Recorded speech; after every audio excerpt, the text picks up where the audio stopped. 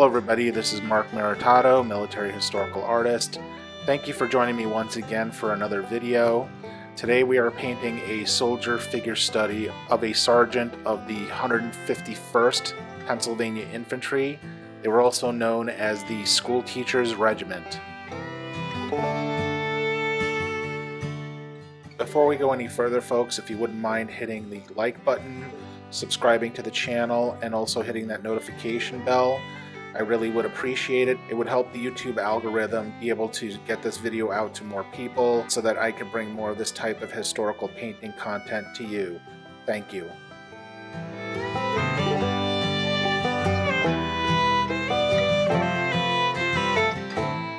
Here's a brief historical synopsis on the 151st Pennsylvania Regiment. The 151st Pennsylvania Infantry was a Union Army regiment serving for a term of 9 months during the American Civil War. The regiment sustained 76% casualties in the Battle of Gettysburg, its only major engagement. Following the war, it also became known as the School Teachers Regiment due to the wartime enrollment of at least 60 teachers in the regiment. The regiment was recruited from across the Commonwealth of Pennsylvania during the early fall of 1862, with companies raised from the following counties: Companies A and C, Susquehanna County; Company B, Pike County; Company F, Warren County; Company D, Juanita County; Companies E, G, H, K, and part of Company I, Berks County; the remainder of Company I, Schuylkill County. The 151st Pennsylvania was formed and mustered into 9 months federal service at Camp Curtin on the outskirts of the state capital at Harrisburg. On the morning of November 4th, 1862, the company commanders met to elect regimental officers from among the unit's roster. Harrison Allen, former major of the 10th Pennsylvania Reserve Regiment and captain of Company F, was elected colonel of the regiment. George F. McPherson of Company D was elected lieutenant colonel. John W. Young, Company C, was elected major. On November 26th, the regiment was issued its equipment and muskets and sent by train to Washington, D.C. After a halt of a few days in Washington, the 151st Pennsylvania received orders to fall in under the New York Brigade of Colonel Frederick George Gouache. Gouache's brigade was composed of the 39th, 111th, 125th, and 126th New York. On December 3rd, the 151st Pennsylvania and the 4 New York regiments marched away from Washington towards Union Mills, Virginia, on the outer perimeter of the Washington defenses. Posted along Bull Run near the Bull Run battlefield, the regiment stood picket duty and guarded against the partisan guerrillas of the Confederate Colonel John S. Mosby. On February 10th, the regiment received orders to march to the main winter quarters of the Army of the Potomac at Belle Plaine, Virginia. There, the regiment was reassigned and brigaded with the 121st Pennsylvania, 142nd Pennsylvania, 80th New York under the command of Brigadier Thomas Rowley. Rowley's brigade was the 1st Brigade of Major General Abner Doubleday's 3rd Division of Major General John F. Reynolds' 1st Corps. The 151st Pennsylvania's first engagements were during the Chancellorsville Campaign in late April and early May of 1863 near Fredericksburg, Virginia. The Army of the Potomac, under the command of Major General Joseph Hooker, made a series of diversions to mask a bold flanking maneuver around the left flank of General Robert E. Lee's Army of Northern Virginia. The 1st Corps acted as one of the diversions, remaining across the Rappahannock River from Fredericksburg and acting as a pinning force against Lee. While fulfilling its purpose on April 30th, the 151st Pennsylvania had its first experience with enemy fire. Confederate artillery batteries across the river opened a strong bombardment in the area. Shelling caused some of the men of the untested 151st to break ranks and run for cover, but Colonel Allen reported later that the shells fell with great rapidity, but none of my command were injured. On May 2nd, as the main body of the Army engaged Lee's troops in the tangled second-growth forest known as the Wilderness, the 1st Corps marched roughly 20 miles to join the Army lines. Late that afternoon, Confederate Lieutenant Thomas Stonewall Jackson led his corps on a bold flanking maneuver and crushed the Federal right. When the First Corps arrived around midnight, it moved in to bolster the right and anchored the Army's flank on the Rapidan River. The 151st Pennsylvania was posted abutting the river and was tasked with guarding the main Federal supply and retreat route at United States Ford. The First Corps remained mostly unengaged for the remainder of the battle. However, the 151st Pennsylvania worked in conjunction with the nearby 12th Massachusetts to fight off a series of small incursions by Brigadier General Francis T. Nichols' Louisiana Brigade of Jackson's Corps. Though the 151st Pennsylvania sustained slight casualties through these skirmishes, Colonel Allen reported 12 of the enemy killed, 61 taken prisoner. For the entirety of the campaign, Allen reported 1 man killed, 1 officer accidentally, 5 men wounded, and 9 men missing. As General Robert E. Lee and his Army of Northern Virginia commenced their invasion of Pennsylvania in June 1863, the 151st Pennsylvania and the Army of the Potomac likewise moved north to repel them. As the campaign began, the regiment was struggling through an epidemic of typhoid fever and dysentery, leaving over 100 men and over half the regiment's officers too ill for duty. On June 8th, Colonel Allen was granted furlough due to illness, and Lieutenant Colonel McPherson assumed command of the regiment. By June 30, the armies had begun to converge on the crossroads town of Gettysburg, Pennsylvania, near the Mason-Dixon line. That night, the 151st Pennsylvania crossed the border into Pennsylvania and camped with the rest of Major General Abner Doubleday's division along the banks of Marsh Creek, roughly 6 miles southwest of town. Shortly after dawn on July 1st, Union Brigadier General John Buford's division of cavalry engaged the advancing Confederate divisions of Major General Henry Heath on a series of low ridges northwest of town. Becoming heavily outnumbered, Buford called for the assistance of nearby infantry. Major General John F. Reynolds, commanding the First Corps, had camped a half-mile down the road from the 151st Pennsylvania, answered the call, and immediately ordered his corps to march to the sound of the fighting. Shortly after 8 a.m., the 151st Pennsylvania received orders to fall in and begin marching. The 151st and 3 other regiments of Brigadier General Thomas A. Rowley's brigade followed local roads north and arrived at the scene of the fighting shortly before 11 a.m. As the regiment marched towards the area, they witnessed their corps commander, Major General John F. Reynolds, being carried to the rear on a stretcher, killed by a bullet to the head. One man recorded later, quote, "Many a tear fell at the sight of the stretcher." Upon arriving at the main Federal battle lines, the regiment was sent to remain in reserve on Seminary Ridge, the ridge closest to town and named for the Lutheran theological seminary that stood there. While placed near the seminary, the 151st and other units began constructing crude breastworks in case the area should be needed as a defensive fallback point. At roughly 3 p.m., the regiment, by now the last reserve of the First Corps, was ordered forward into a gap that formed on the main Federal line on McPherson's Ridge. McPherson's Ridge runs parallel to Seminary Ridge and is separated by a low hollow about 300 yards wide. The regiment advanced from Seminary Ridge across the hollow to McPherson's Ridge, quickly forming their line on the ridge just in front of the woodlot named Herbst Woods. The regiment was immediately struck by a volley from Confederate troops in the trees. Urging his men to fire slowly and aim carefully, Lieutenant Colonel McPherson ordered the regiment to fire at will. McPherson recalled the firing discipline, quote, was strictly observed, and during the next hour's terrific fighting, many of the enemy were brought low.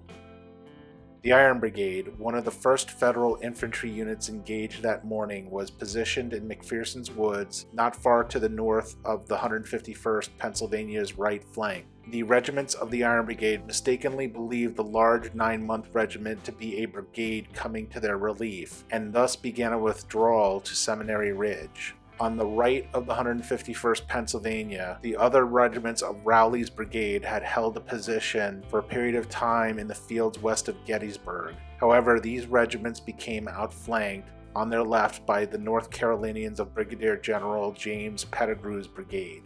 Its supporting forces on the right and left both gone, the 151st Pennsylvania was soon entirely alone on McPherson's Ridge. The regiment had sustained heavy casualties from its front and its exposed left from Pettigrew's North Carolina troops.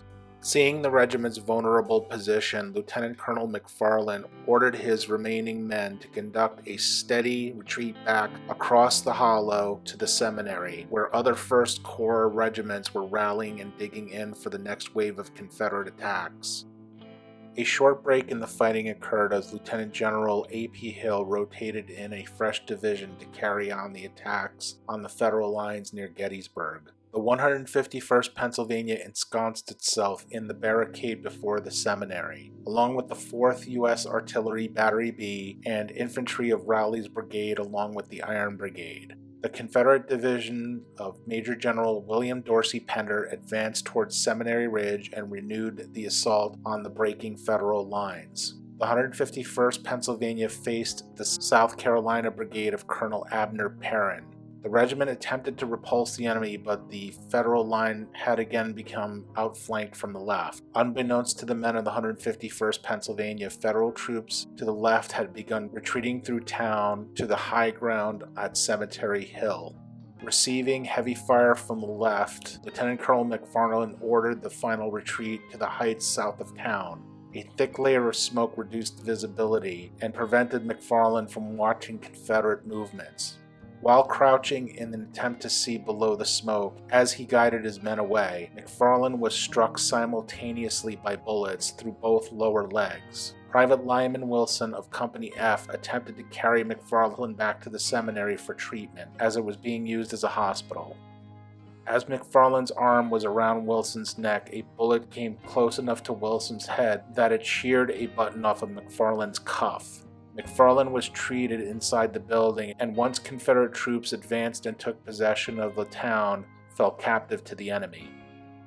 The regiment reformed on Cemetery Hill at the southeastern edge of town with 113 officers and men left, with Captain Walter L. Owens of Company D assuming command. It was assigned a position to the left of the 2nd Corps where on July 3rd it helped repulse Pickett's charge. During the battle, the regiment lost 367 out of 478 officers and men, killed, wounded, and captured, a casualty rate of 75%.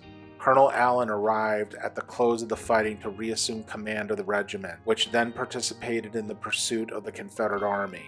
Following the conclusion of the campaign, it was sent to Harrisburg on the 19th and mustered out of service on the 27th.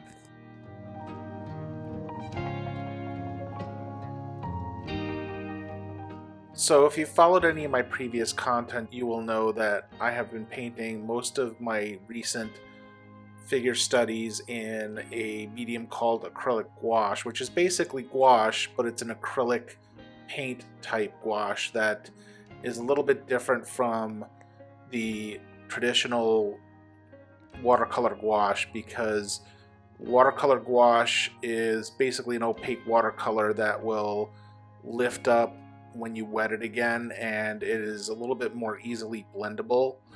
The acrylic gouache, once you put it down, it dries and it's basically permanent forever, which is one thing I really liked about it. However, lately when I've been painting with it, I've noticed that even though I like the results that I've been getting with it, it's a little bit harder to work with. It's a little bit harder to get the blends that I want. Not that I dislike it at all. It's a really good gouache, but I think I'm going to be going back to working with the traditional gouache only because I could get the effects that I want a little bit better, and then save the acrylic gouache for things like highlights, or if I want like a bright color on top of the traditional gouache, I can use it for that type of purpose. With the 151st Pennsylvania being a Federal Infantry Regiment in the Union Army of the Potomac, they were dressed in the standard Federal blue uniform of the Army at that time, which would be either a frock coat or a sack coat of dark blue with light blue wool trousers, and standard Federal gear consisting of leather accoutrements such as a cartridge box, a leather cap pouch, a US belt buckle, and a leather shoulder strap. This particular soldier is wearing a US federal wool blanket which is slung across his shoulder.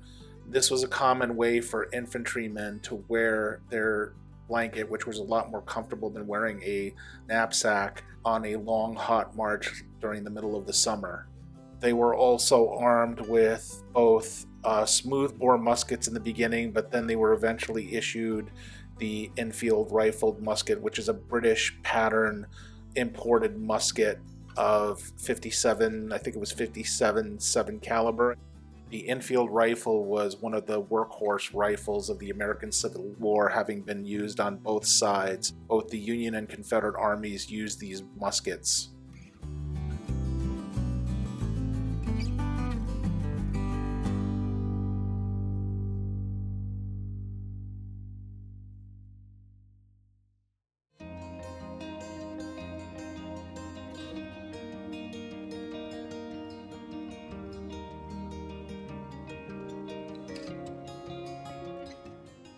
So you will notice that this particular soldier is wearing a interesting pair of footwear.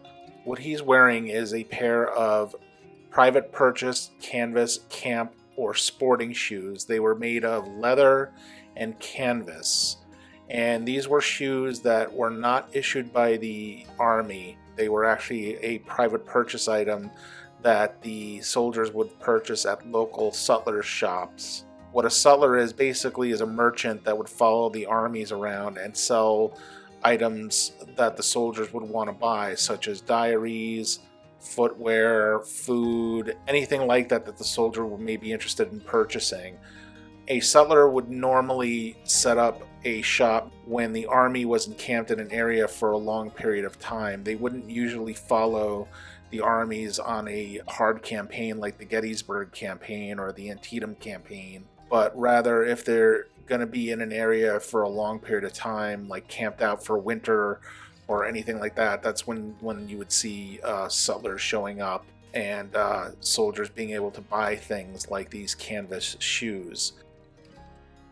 Now, the reason why I'm giving this particular soldier a pair of canvas camp shoes is, one, there are a few photos that exist today of soldiers in the Union Army First Corps, particular members of the 14th Brooklyn, who are part of the same Army Corps as the 151st Pennsylvania, that are wearing similar shoes such as this. The other reason why I'm also introducing this pair of shoes in this particular portrait is because there is a series of photographs that were taken just after the Battle of Gettysburg while the armies were still burying the dead. Of all the photos that were taken at Gettysburg, there's only a handful that show dead Union soldiers that were killed on the field during the battle. Now, this one particular group of photographs has long been a mystery among people who study photographs of the Battle of Gettysburg that were taken just after the battle. The one particular series I'm talking about is called The Harvest of Death. Unfortunately, I cannot show those photos on this video because YouTube will restrict the video, so unfortunately I will not be able to show it. But what I will do is I will leave links in the description of this video to the Library of Congress's website where you could download high-resolution copies of the images to study for yourself. The location of where this group of photographs was taken, as well as the identification of the group of soldiers that are shown in the photos, has been the subject of many articles and studies by historians over the decades. And there have been some controversial theories as to where the location of where these photographs have been taken. Recent research has come to light suggesting that this series of photographs was actually taken in an area just near the McPherson's woods, right where the 151st Pennsylvania had fought on the afternoon of July 1st, 1863. through rigorous study of the photographs and the terrain features, as well as the Elliott burial map, which is a map showing Union and Confederate burials in and around Gettysburg, it is my belief that the area has been found and located, and the photographs show the deceased members of the 2nd Wisconsin Infantry that were killed on the morning of July 1st, and one or possibly a few members of the 151st Pennsylvania Infantry that were killed on the afternoon of July 1st as they were making their stand near McPherson's woods. Now, there's one photograph that shows one of these canvas camp shoes laying on the ground near the foot of one of the soldiers. We don't know who this shoe belonged to, but the shoe is in the photograph. If you study the photo under magnification, you will see it laying there, and it is definitely this style of shoe. This shoe was actually pretty popular among soldiers in the army at the time, and there's actually quite a few photographs floating around of these shoes being worn by soldiers. So it is pretty interesting to me that one of these shoes actually show up in that series of photographs. We do know that the 14th Brooklyn fought in the area right near where these guys had fought as well. So could it be possible that this shoe belonged to one of the members of the 14th Brooklyn? It's possible, but we don't know for sure. So as an homage to the Easter egg of this one canvas camp shoe laying in this very famous series of photographs, I decided to show this particular soldier with a pair of these shoes.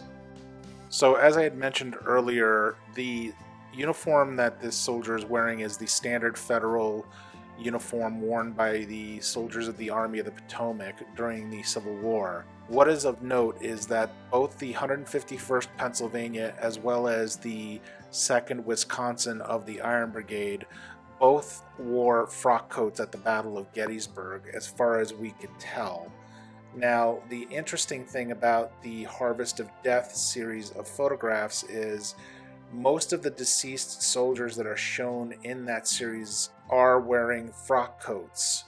You can see that they're wearing Union Army frock coats. Now, what I believe happened is the 2nd Wisconsin came into line of battle earlier in the morning of July 1st and had to crest a slight ridge that was just to the east of McPherson's woods, being led personally by General John Fulton Reynolds. Now, as the 2nd Wisconsin crested the hill, they were met by a blistering volley by the Confederates who had been occupying the woods under James Archer, which is where I believe most of these casualties occurred. Later that day, the 151st Pennsylvania came in and filled in this area and took very heavy casualties here as well. So I believe that the soldiers that are shown in this photo are both members of the 2nd Wisconsin of the Iron Brigade and the 151st Pennsylvania. The 151st Pennsylvania were known to have worn frock coats, but the other interesting little detail is that there are photographs of men of the 151st Pennsylvania wearing shoulder scales on their frock coats. These shoulder scales were attached into place by a little brass bracket that was sewn into the jacket. One of the soldiers in the Harvest of Death series has this brass bracket on his shoulder. Again, you could see this under magnification, which is why I believe that that particular soldier may possibly have been a member of the 151st Pennsylvania. Now, do we know for sure? Obviously, right now we don't. Maybe there will be some more research that comes to light down the road that will show what regiments these men belong to and exactly who they may have been. But from what I can glean from all the research I've done over 30 years of looking at that group of photographs and studying the battle and now understanding the movements more in depth of the 151st Pennsylvania and the 2nd Wisconsin, I pretty much believe that that location has been found. Alrighty folks, so at this point I'm just going to let the video play out. I hope you enjoy this content, and again, if you like the video, please leave a like, subscribe to the channel, and be sure to ask any questions in the comments section. I will be more than happy to answer them.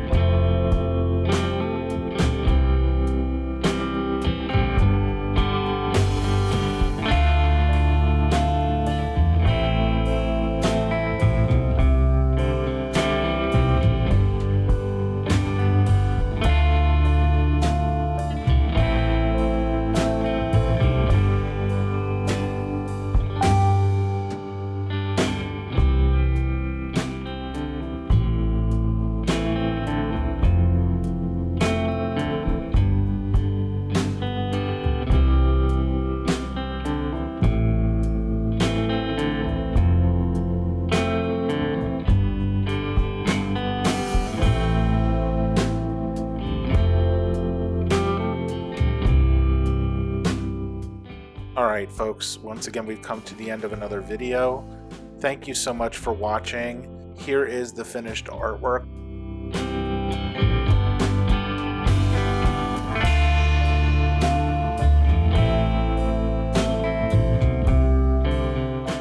If you're interested in any original artwork or signed prints, please visit my website at maritato.com. Thank you very much for watching, and I'll see you in the next one.